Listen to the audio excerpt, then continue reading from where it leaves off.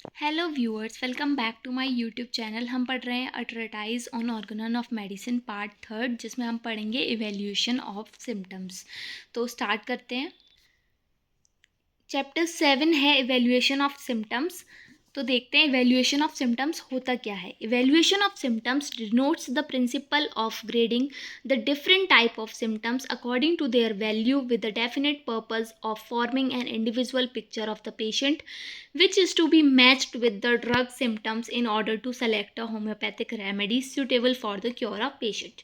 तो evaluation of symptoms क्या बताता है? The principle of grading of different kind of symptoms. इसमें क्या होता है कि हम अलग अलग सिम्टम्स की ग्रेडिंग करते हैं अकॉर्डिंग टू देयर वैल्यू, उनकी वैल्यू के हिसाब से कि इस सिम्टम की कितनी वैल्यू है, ये कितना इम्पॉर्टेंट है, कितना कैरेक्टरिस्टिक है, कितना ज़रूरी है। तो उस हिसाब से हम उसको ग्रेडिंग करते हैं in order to form the individual picture of the patient, ताकि हम उसकी जो पेशेंट है उसकी इंडिविजुअल पिक्चर बना सकें। तो जो इम्पॉर्टेंट सिम्टम्स हैं हम उन्हें प्रायोरिटी देते हैं और जो इम्पॉर्टेंट नहीं है उनको बाद में रखते हैं। Reflecting the totality of case, क्योंकि जब हम इंडिविजुअलाइजेशन करेंगे उसी से हमें केस की टोटलिटी मिलेगी। Which is to be matched with the drug symptom, जिसको हम ड्रग सिम्टम से मैच करेंगे to find out the homeopathic remedy, जिससे हम सिमिलमम यानी कि होम्योपैथिक रेमेडी निकालेंगे। तो बेसिकली इवेल्यूएशन ऑफ सिम्टम्स में क्या बताया है कि हम प्रिंसिपल, एक इवेल्यूशन ऑफ सिम्टम्स एक प्रिंसिपल है जिसके बेसिस पे हम अलग अलग सिम्टम्स की ग्रेडिंग करते हैं और अकॉर्डिंग टू देयर वैल्यू, ताकि हम एक इंडिविजुअल पिक्चर ऑफ पेशेंट बना सकें, जिससे हम टोटलिटी ऑफ केस को रिफ्लेक्ट करें और उससे मैच करके हम ड्रग सिम्टम्स को मैच करके एक सिमिलर होम्योपैथिक रेमेडी सेलेक्ट कर सकें। आगे देखते हैं। Discussion. Next in importance to case taking, or perhaps even greater than that, is the proper interpretation and evaluation of symptoms। मतलब सबसे important तो केस टेकिंग है ही, ये तो हम पढ़ ही चुके हैं। ये अगर हमें इंडिविजुअलाइजेशन करना है, अगर हमें प्रॉपर सिमिलम चाहिए, तो सबसे फर्स्ट स्टेप है जो प्रॉपर, वो है हिस्ट्री टेकिंग या फिर केस टेकिंग। केस टेकिंग के बाद क्या ज़रूरी है? प्रॉपर इंटरप्रेटेट करना, मतलब सिम्टम्स को इंटरप्रेट करना, उनको इवेल्युएट करना। तो प्रॉपर इवेल्युएशन ऑफ सिम्टम्स ज़रूरी है। Case taking merely afford a some mass of data, some useful और some useless, some of greater value, some of less value, both from the diagnostic therapeutic point of view, out of which must emerge the characteristic symptoms from symptom totality which alone lead us to the indicated remedy the simillimum. तो होता क्या है, जब हम case taking करते हैं तो उससे हमें बहुत सारा डेटा मिलता है। कुछ यूज़फुल होता है, मतलब कुछ काम का होता है, उपयोगी होता है, कुछ यूज़लेस होता है, मतलब किसी काम का नहीं है। किसी की तो बहुत ज़्यादा वैल्यू है तो किसी की बहुत कम वैल्यू है। डायग्नोस्टिक और थेरेपेटिक पॉइंट, दोनों पॉइंट से हम देखें तो जो इम्पॉर्टेंट हैं कुछ और कुछ नहीं है। उसमें से क्या है, जो कैरेक्टरिस्टिक सिम्टम्स हैं जिनसे टोटलिटी इमर्ज होती है, टोटलिटी निकल के आती है, सिर्फ वही हमें क्या करते हैं, वही हमें सिमिलम इंडिकेट कराते हैं, मतलब वही हमें रेमेडी चूज़ करने में हेल्प करते हैं। फिर आगे क्या बताया है? If the totality of all symptoms of a case are covered by a single medicine, but then there is practically no difficulty in choosing the remedy. कि अगर सारे टोटलिटी ऑफ सिम्टम सिर्फ एक ही मेडिसिन से कवर हो रहे हैं तो हमें सिमिलम चूज़ करने में, रेमेडी चूज़ करने में डिफिकल्टी नहीं होगी। But quite often such is not the case. पर ज़्यादातर क्या होता है, ऐसा केस नहीं मिलता हमें। A certain number of symptoms may be covered by one particular remedy and certain other symptoms by another remedy. होता क्या है, कुछ एक रेमेडी के कुछ सिम्टम्स मिलते हैं, कुछ सिम्टम्स दूसरी रेमेडी के मिलते हैं। In such a case the physician are called upon. ऐसे केस में जो फिजिशियन है उसे क्या करना पड़ता है, उसे इवेल्युएशन करना पड़ता है। आगे देखते हैं। टू इवेल्युएट द सिम्टम्स, मतलब उसे सिम्टम्स इवेल्युएट करने पड़ते हैं। And select the more important one, और उनमें से जो इंपॉर्टेंट वाले हैं वो उन्हें सेलेक्ट करना होता है। Which the physician should base a prescription, जिसके बेसिस पे फिजिशियन एक प्रिस्क्रिप्शन बनाता है। ठीक है। With a certain amount of experience and patience, case taking can be perfected and mastered to some extent, but evaluation of symptoms will prove to be a continually challenging job requiring constant alertness and care on the part of the physician। होता क्या है, experience चाहिए इसके लिए patience चाहिए। Case taking अगर perfect तरीके से हो गई और केस टेकिंग अगर हमने केस टेकिंग में मास्टरी कर ली तो कहीं हद तक हम क्या कर सकते हैं, हम काम हमारा चल जाता है एक्सपीरियंस और पेशेंस से। लेकिन इवेल्युएशन ऑफ सिम्टम्स को प्रूव करना होता है। ये एक कंटिन्यूअली चैलेंजिंग जॉब है, इसके लिए बहुत अलर्टनेस चाहिए होती है, बहुत केयरफुलनेस चाहिए होती है। सिर्फ एक्सपीरियंस और पेशेंस से काम नहीं चलता, अलर्ट भी होना चाहिए हमें, केयरफुल भी रहना चाहिए कि हम कोई सिम्टम्स को गलत तो नहीं इवैल्यूएट कर रहे। और it can be said that the great prescriber are those who has been very successful in properly evaluating the symptoms।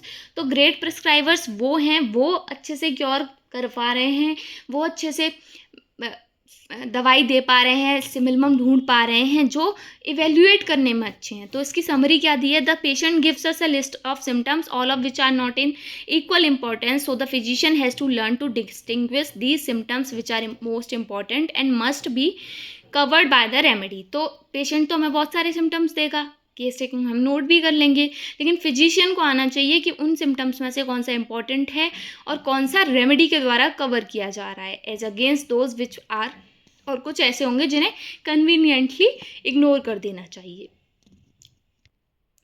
Although Kant was pioneer in the evaluating the symptoms in a concrete manner, but if we analyze the Hahnemann approach of individualizing a case, it will be evident that Hahnemann also emphasized a group of symptoms over the others. Hence, he also evaluated the symptoms. From that angle, the different method of evaluation symptoms are as follows.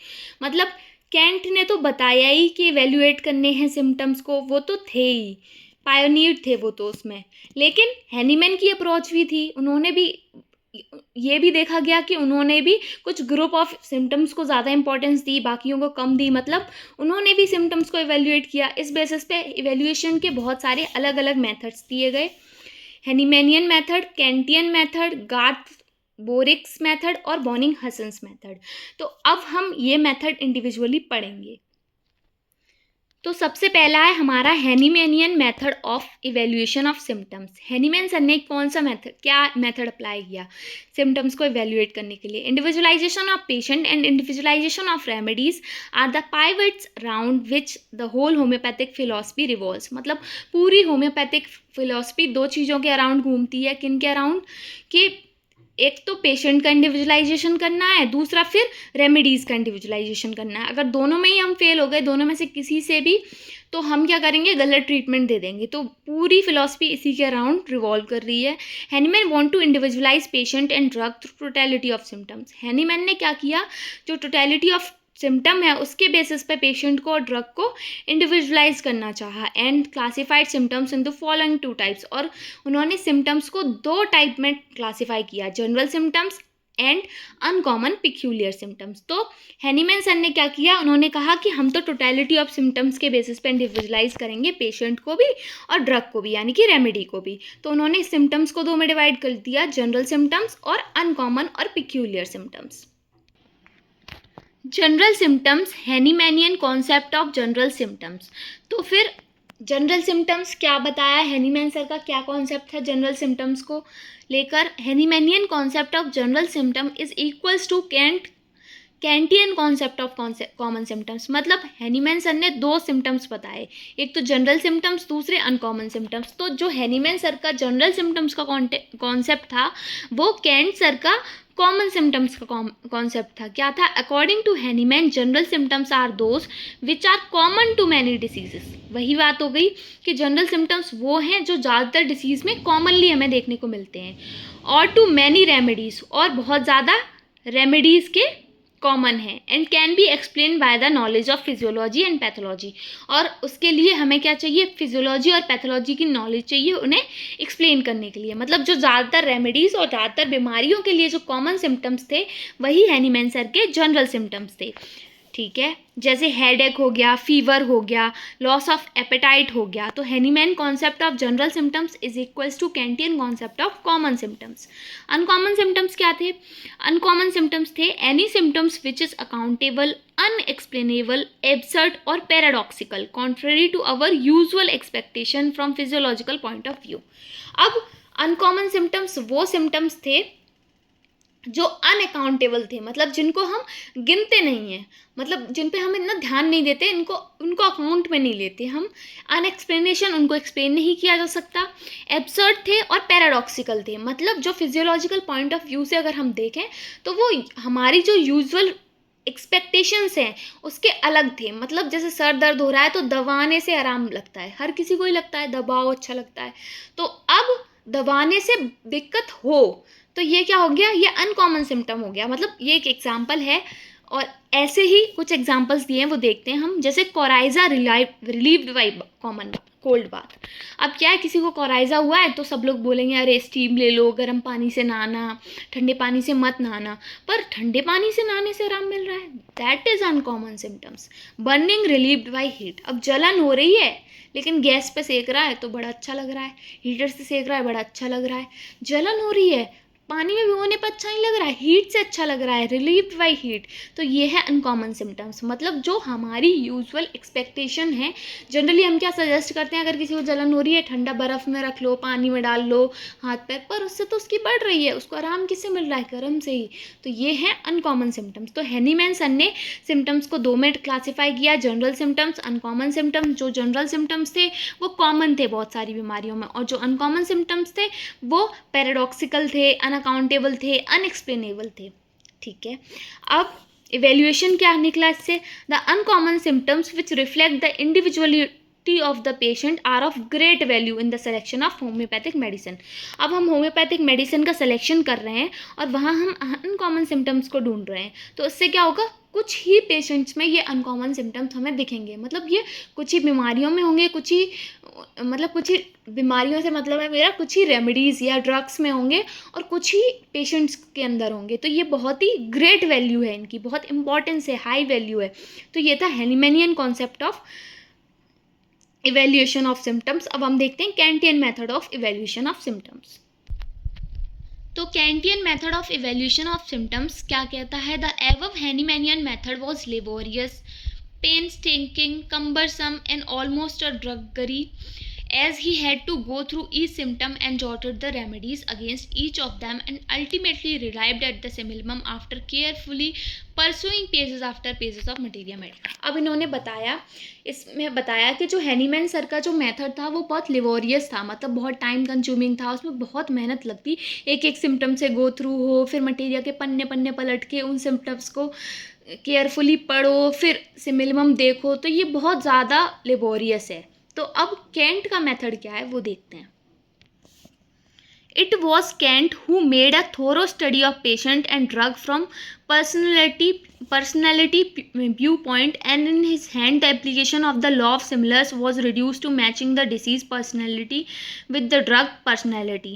To draw a personality picture of patient and drugs, he formulated the following technique of evaluation of symptoms। अब cantt sir ने क्या किया, उन्होंने patients की thorough study की, बहुत अच्छे से पढ़ा, ड्रग्स को पढ़ा बहुत अच्छे से पर्सनैलिटी व्यू पॉइंट से, and in his hand the application of law of similars was reduced to matching the disease personality with the drug personality।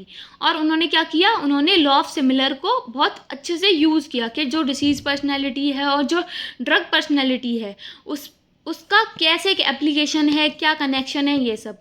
To drop a personality picture of patient and drug, उन्होंने कुछ techniques दी जिससे हम draw कर सकें। मतलब उन्होंने ये जो प्रोसीजर थोड़ा बड़ा था, उन्होंने उसके कुछ टेक्निक्स बता दी ताकि वो इवेल्यूशन ऑफ सिम्टम्स आसानी से हो जाए। उन्होंने क्या बताया, doctor Kent has classified the symptoms into 3 main categories. उन्होंने 3 मेन कैटेगरीज में डिवाइड किया, जो क्या थी, जनरल, कॉमन एंड पर्टिकुलर। तो जहाँ हैनीमैन सर ने सिर्फ 2 दी थे, जनरल और अनकॉमन, इन्होंने 3 दे दिए, जनरल अलग, कॉमन अलग और पर्टिकुलर अलग। तो देखते हैं क्या है। General symptoms: all sensation or symptoms that the patient predicates of himself or in relating of which he uses the first personal pronoun are general symptoms. I am weak, I am thirsty, etc. These are symptoms referring to the person as a whole। तो उन्होंने बताया general symptoms वो sensation या वो symptoms हैं जहाँ patient क्या कर रहा है, खुद को पहले ला रहा है फिर सिम्टम बता रहा है। जैसे मैं कमज़ोर हूँ डॉक्टर साहब, मैं थर्स्टी हूँ, मुझे प्यास लगती है, मुझे वीकनेस है। तो ऐसे सिम्टम्स को जनरल सिम्टम्स बोला गया जहाँ वो पहले पर्सनल प्रोनाउन यूज़ कर रहा है, आई एम। तो ऐसे symptoms, these are the symptoms referring to the person as a whole. ये उस पर्सन को एज अ होल रेफर कर रहे हैं। मतलब क्या कि उसने ये नहीं कहा कि बुखार में मैं वीक हूँ, उसने बोला कि डॉक्टर साहब आई एम वीक, मैं वीक हूँ, मैं कमज़ोर हूँ, मेरे अंदर कमज़ोरी है, तो ये क्या है, जनरल सिम्टम है। More over the aggravation of several similar particulars also makes a general. और क्या होता है, बहुत सारे सेवरल सिमिलर पर्टिकुलर्स होते हैं ऐसे जिनके एग्रीगेशन से, मतलब वो पर्टिकुलर जो सिम्टम्स हैं, सिमिलर पर्टिकुलर्स हैं, वो एग्रीगेट करके जनरल सिम्टम्स बना लेते हैं। मतलब बहुत सारे ऐसे पर्टिकुलर्स हैं जो सिमिलर हैं और उनको इकट्ठा कर दिया जाए तो एक जनरल सिम्टम मिल जाएगा हमें। इवेल्यूशन क्या हुआ इससे, as the general symptoms affect the patient as a whole. जो जनरल सिम्टम्स हैं वो पेशेंट को एज अ होल अफेक्ट कर रहे हैं। They are naturally of higher value than the particular. उनकी पर्टिकुलर से ज़्यादा इंपॉर्टेंस है, ज़्यादा वैल्यू है। Which affect only a given organ, जो कि एक पर्टिकुलर क्या कर रहा है, एक गिवन ऑर्गन को ही अफेक्ट कर रहा है, लेकिन जनरल सिम्टम पेशेंट को एज अ होल अफेक्ट कर रहा है। So much higher a general symptom rank that if it be a strong and well marked one, it can overrule any number of even strong particular। तो फिर ये बताया कि अगर हाइयर वैल्यू का अगर हमें जनरल सिम्टम मिल गया, एक अच्छा जनरल सिम्टम जो स्ट्रॉन्ग है, वेल मार्क्ड है, तो वो किसी भी या फिर बहुत सारे पर्टिकुलर सिम्टम्स पे भी भारी पड़ जाएगा, उन पे भी ओवर रूल कर जाएगा। That is why doctor Kent has stated, इसीलिए डॉक्टर कैंट ने क्या कहा, do not expect a remedy that has the generals must have all the little symptoms. ऐसी रेमेडी एक्सपेक्ट मत करो दैट हैज जनरल्स, जिसमें जनरल्स हैं, must have all the little symptoms, और सारे लिटिल सिम्टम्स भी हैं। It is a waste of time to run out all the little symptoms if the remedy है जनरल्स। अगर किसी रेमेडी में जनरल्स हैं और फिर भी हम छोटे छोटे सिम्टम्स पे ध्यान दे रहे हैं तो ये टाइम ख़राब करने वाली बात है। Common particulars are generally worthless. जो कॉमन पर्टिकुलर्स हैं वो वर्थलेस हैं, उनकी इतनी इंपॉर्टेंस नहीं है। On the other hand a number of strong particulars must not be neglected on account of one or more weak generals. अगर जनरल्स वीक हैं, एक या एक से ज़्यादा हमें वीक जनरल मिला है, तो हमें एक स्ट्रॉन्ग पर्टिकुलर मिला है तो हम उसे निगलेक्ट नहीं कर सकते, ठीक है। तो general symptoms are divided into two group. General symptoms को दो ग्रुप में डिवाइड किया गया, मेंटल सिम्टम्स और फिजिकल जनरल सिम्टम्स। मतलब मेंटल जनरल्स और फिजिकल जनरल्स। आगे देखते हैं मेंटल सिम्टम्स क्या हैं। Mental symptoms, all mental symptoms are to be classed as general as they reflect the inner self and the individuality of the patient as a whole। सभी mental symptoms को general की class में रखा गया क्योंकि वो एक पेशेंट का इनर सेल्फ रिफ्लेक्ट करते हैं और उसकी इंडिविजुअलिटी बताते हैं एज अ होल, पूरी तरह से। मतलब पर्टिकुलर ऑर्गन पे नहीं है, वो एज अ होल समझा रहे हैं। Evaluation, the mental symptoms which bring out the finest shade of differentiation between man and a man and which refer to the patient as a whole receive the topmost priority। मतलब वो mental symptoms जो कि differentiation कर रहे हैं man और man के बीच में, मतलब एक आदमी और दूसरे आदमी के बीच में जो डिफ्रेंशिएट कर रहा है, और which refer the patient as a whole, और जो पेशेंट को एज अ होल रेफर कर रहा है, receive the top most priority. उसको क्या है, टॉप मोस्ट प्रायोरिटी दी गई। If well marked and uncommon they take the highest rank in the selection of remedy. अगर वो अच्छे से मार्क्ड है और अनकॉमन भी है तो उसे हाइएस्ट रैंक दे दिया सिलेक्शन ऑफ रेमेडी में, तो वो सबसे टॉप मोस्ट है, ठीक है। Even along the mental symptoms, there are various rank and consequently they vary greatly in their value। Mental symptoms में भी बहुत सारी रैंक हैं और उनकी अलग अलग वैल्यू हैं। All the symptoms of will and affections are the most important as they relate to the inmost in man. जो विल और अफेक्शंस हैं उनको ज़्यादा इंपॉर्टेंट दी गई क्योंकि वो अंदर, एक मानव के अंदर का दर्शाते हैं। मतलब एक आदमी क्या है, मतलब उसकी बहुत इंपॉर्टेंट कैरेक्टरिस्टिक बताते हैं। Of less value are those relating to the intellect. जो इंटेलेक्ट के हैं सिम्टम्स उनको कम वैल्यू दी गई। Which those of memory are to be rank lowest in the group. और जो मेमोरी वाले थे उनको लोएस्ट रखा गया। तो सबसे टॉप पे क्या रखा गया, विल और अफेक्शंस को, फिर उसके बाद रखा गया इंटेलेक्ट को, और सबसे लास्ट में रखा गया मेमोरी को।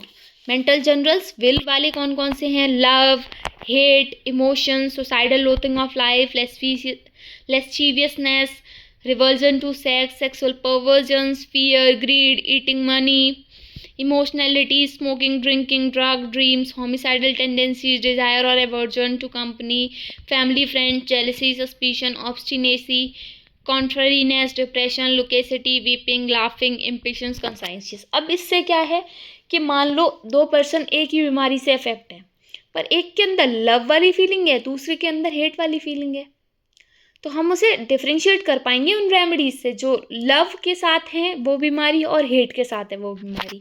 तो इससे ये बहुत ग्रेट इंपॉर्टेंस के थे। फिर उसके बाद आया अंडरस्टैंडिंग। अंडरस्टैंडिंग में क्या था? Delirium, hallucination, mental confusion, loss of time और सेंस। इंटेलेक्ट में क्या है? मेमोरी और कंसंट्रेशन। तो इनको कम वैल्यू दी गई। फिर उसके बाद आते हैं फिजिकल जनरल सिम्टम्स, देखते हैं। तो फिजिकल जनरल सिम्टम्स क्या थे? Symptoms referring to the physical body of the patient as a whole, मतलब वो सिम्टम्स जो पेशेंट की बॉडी को as a whole, physical body को रेफर कर रहे हैं, वो फिजिकल जनरल सिम्टम्स थे। With regard to various circumstances, अलग अलग सर्कमस्टांसेस में are known as physical general symptoms, उनको फिजिकल जनरल सिम्टम्स नाम दिया गया। Symptoms indicative of physical desires और एवर्जन, जैसे जो फिजिकल डिज़ायर बता रहे हैं, मेंटल नहीं, फिजिकल डिज़ायर या फिजिकल एवर्जन, जैसे लव और हेट, कोई भी सेक्सुअल डिस्टर्बेंस, लव और hate, desire and aversion for particular food, for hot and cold food and drinks, appetite, thirst. तो ये सब क्या थे? ये इनको फिजिकल जनरल सिम्टम्स बोला गया, मतलब जो फिजिकल बॉडी की नीड बता रहे हैं, जो फिजिकल बॉडी है उसको समझा रहे हैं एज अ होल। मतलब अब लव किसी पर्टिकुलर पार्ट का तो नहीं होगा ना, तो सेक्सुअल डिस्टर्बेंस हुआ लव या हेट की वजह से, डिज़ायर है, एवर्जन है, हॉट फूड चाहिए, कोल्ड फूड चाहिए, एपेटाइट कैसी है, थर्स्ट कैसी है, तो ये सब क्या है? Physical general symptoms. आगे देखते हैं। Patients reaction as a whole to external stimuli, patient की रिएक्शन एज अ होल किसके लिए? एक्सटर्नल स्टिमुलाई के लिए। Example to heat and cold, heat and cold के लिए उसकी क्या रिएक्शन है? वेट और ड्राई वेदर में, थंडर और स्नो में कैसे रिएक्ट कर रहा है? बाथिंग के लिए, बैटिंग के लिए, प्रेशर पे कैसे, टच से, रबिंग से, जारिंग से, डेफिकेशन में, part of day, time, month, season, tendency to periodicity in their complaint, complaint में कब पीरियोडिसिटी आ रही है, any food which disagrees and any marked allergic manifestation, कोई भी एलर्जिक मैनिफेस्टेशन या ऐसा कोई फूड जो उसे नहीं पसंद है या फिर नहीं पचा पा रहा है, डिसएग्री कर रही है उसकी बॉडी। उसके अलावा ये हो गए पेशेंट के reaction as a whole to external stimuli. इसके अलावा क्या है? जनरल सेंसेशन और reaction of the patient in response. अब general sensation in response to किसके लिए? जनरल सेंसेशन और रिएक्शन क्या है पेशेंट के? स्पेसिफिक एक्शन हो रहा है अगर कोई, उसके लिए उसके जनरल सेंसेशन और रिएक्शन क्या है? जैसे मोशन में क्या है, रेस्ट में क्या है, बेटर और वर्स फ्रॉम स्लीप, नींद से कैसा हो रहा है, फास्टिंग से क्या है दिक्कत, क्या कैसा रिएक्शन है, क्या सेंसेशन है, ईटिंग के टाइम पर क्या है वो है, और definite physical states, feeling of well being है तब क्या है, इल है तो इल बीइंग आफ्टर स्टूल, स्टूल के बाद अगर उसे बीमारी लग गई तो कैसे, डेफिनेट फिजिकल स्टेट क्या है उस टाइम पे, ड्यूरिंग, बिफोर और आफ्टर मेंस्ट्रुएशन क्या उसकी जनरल सेंसेशन है और क्या उसकी रिएक्शन है, मेंसेस के बाद, मेंसेस के टाइम पे, मेंसेस से पहले, आफ्टर सेक्सुअल इंटरकोर्स उसकी क्या रिएक्शन है, ये सब। Sides of the body as left और राइट और one sidedness, semilateral, oblique, alternate side, changing from side और वेरियस पार्ट्स ऑफ बॉडी। तो अब हमें किस पे ध्यान देना है? जनरल सेंसेशन और रिएक्शन पे देना था, पेशेंट की रिएक्शन देखनी थी एक्सटर्नल स्टिमुलाई के लिए।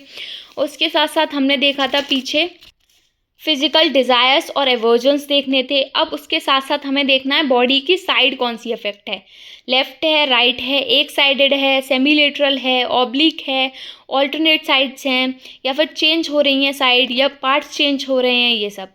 उसके अलावा जनरल सेंसेशन देखने हैं, जैसे बर्निंग, थ्रोबिंग, स्टिचिंग, कैसा है सेंसेशन पेशेंट में, with a tendency of onset, onset कब हो रहा है, and decline in the same manner, मतलब किस वजह से ऑनसेट हो रहा है, कब ऑनसेट हो रहा है, कब डिक्लाइन हो रहा है, क्या टेंडेंसी है उसकी।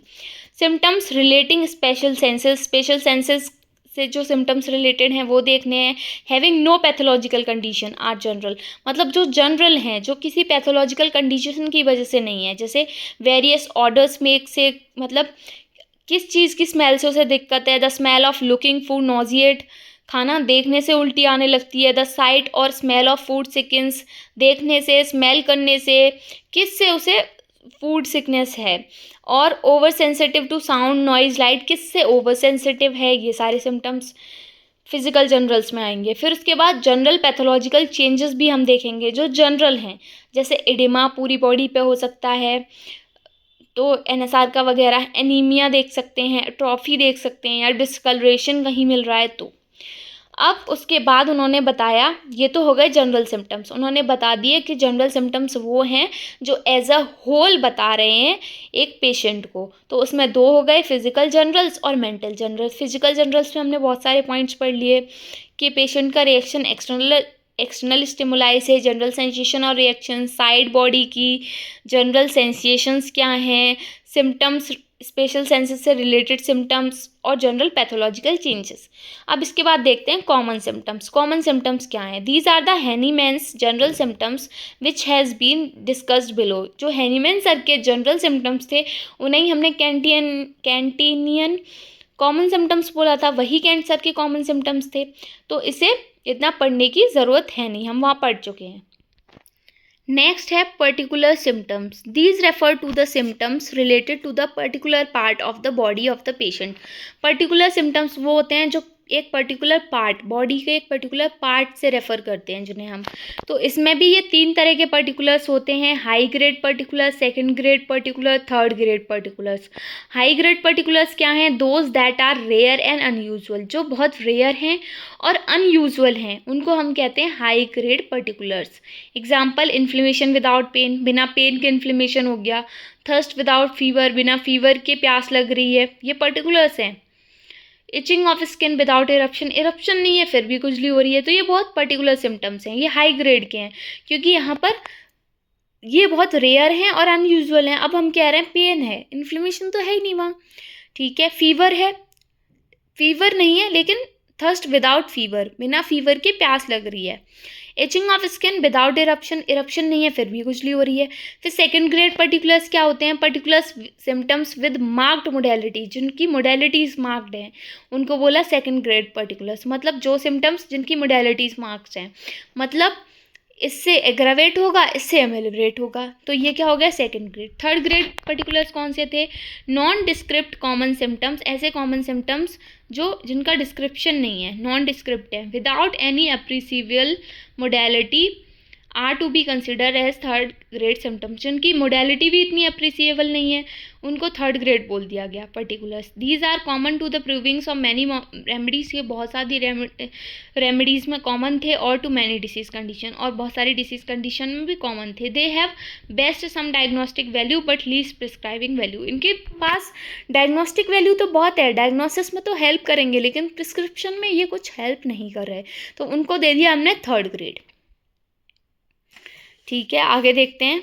The general symptoms the general strong always rule out non agreeing particular. जो जनरल है, जो स्ट्रॉन्ग जनरल होगा उससे नॉन एग्रीइंग पर्टिकुलर निकल के आएगा। अ number of strong particulars must not be neglected on account of one और इवन मोर वीक जनरल। मतलब अगर एक या एक से ज़्यादा वीक जनरल मिल रहे हैं तो हम नंबर ऑफ पर्टिकुलर्स निगलेक्ट नहीं करेंगे, हम पीछे देख चुके हैं। General symptoms must be strong and well marked. जो जनरल सिम्टम्स हैं वो उन्हें स्ट्रॉन्ग होना चाहिए और वेल मार्क्ड होना चाहिए। फिर सेकेंड पॉइंट क्या दिया है? Symptoms relating to vital organs are of more importance than those relating to less vital parts. मतलब जो वाइटल ऑर्गन से रिलेटेड हैं उनको ज़्यादा इंपॉर्टेंस दे दी गई, और जो लेस वाइटल पार्ट से रिलेटेड हैं उन्हें कम, जैसे हार्ट लंग्स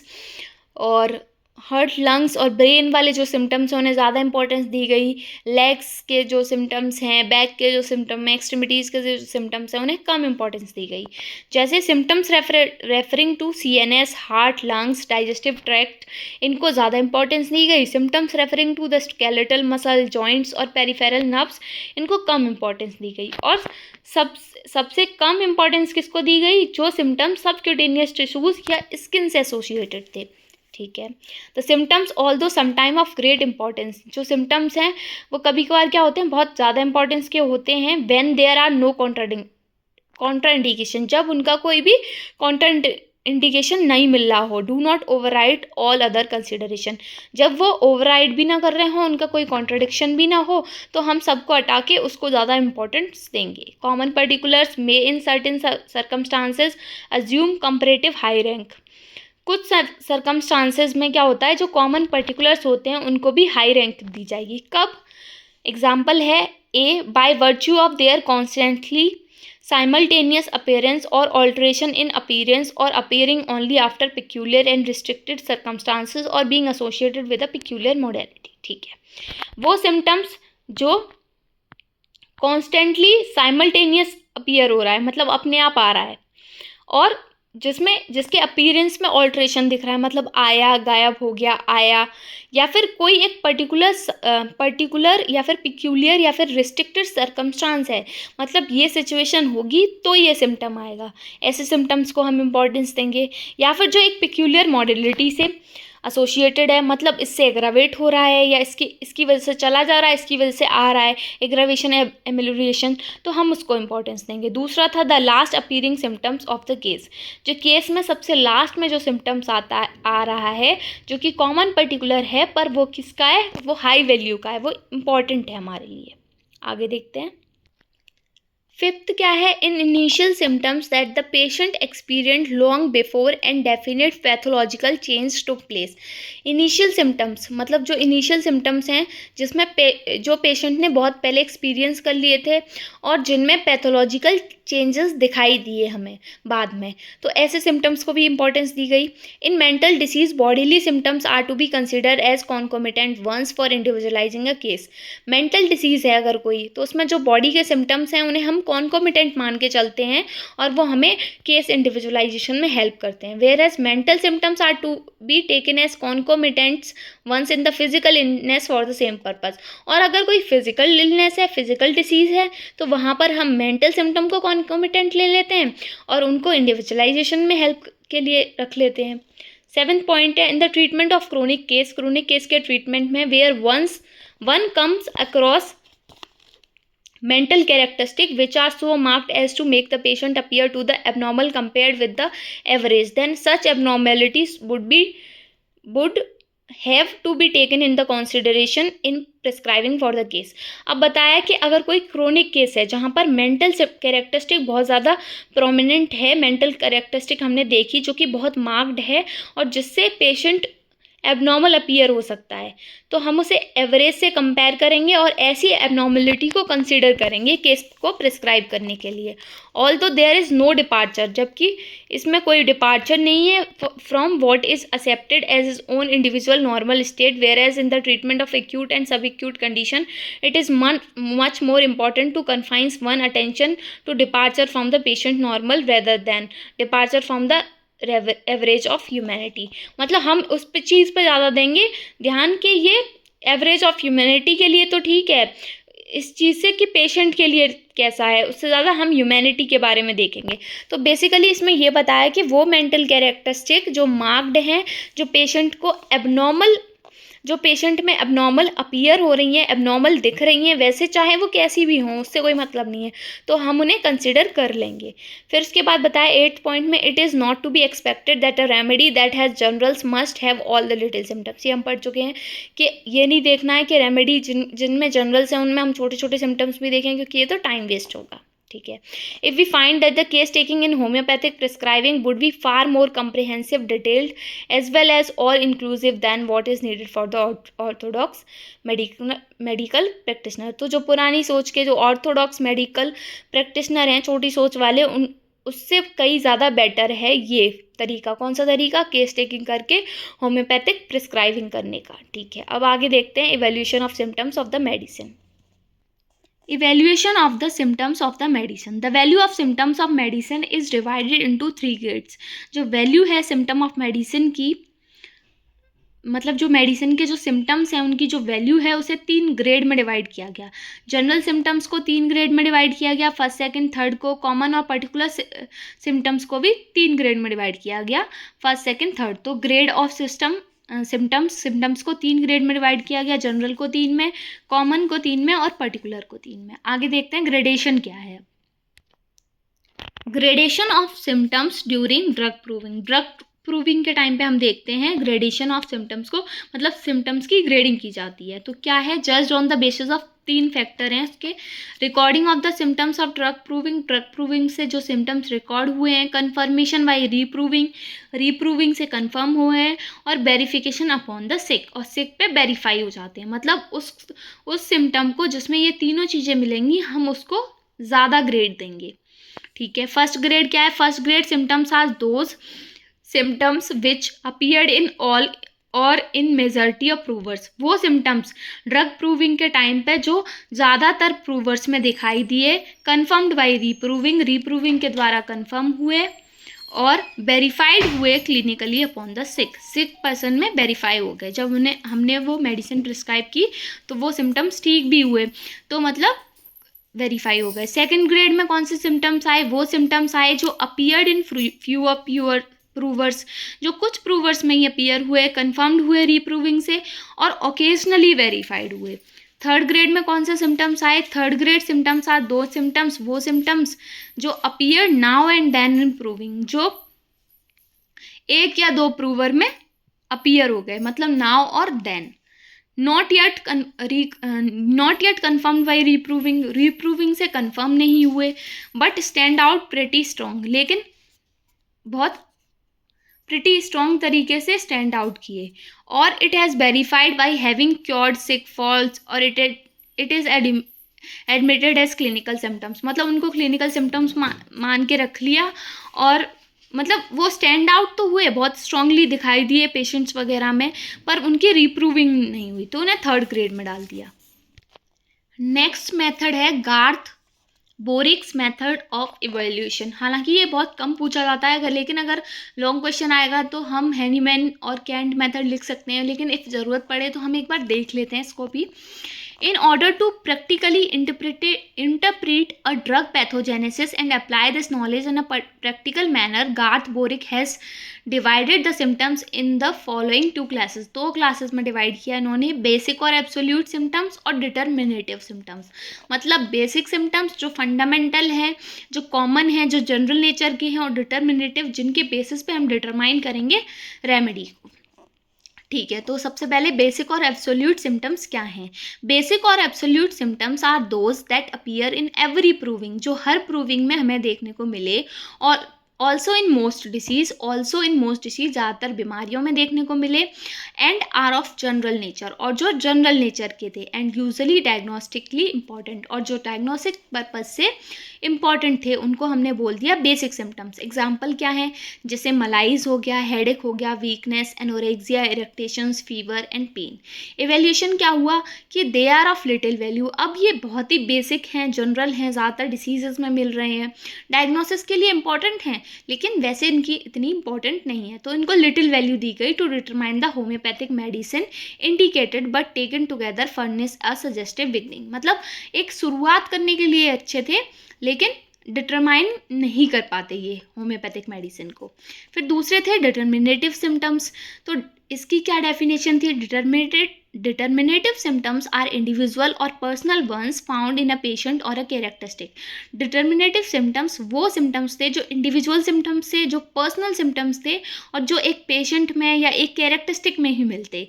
कीनोट सिम्टम्स बोला गया जिन्हें, या फिर guiding symptoms found in drug pathogenesis, particular drug की पैथोजेनेसिस में जो देखने को मिले।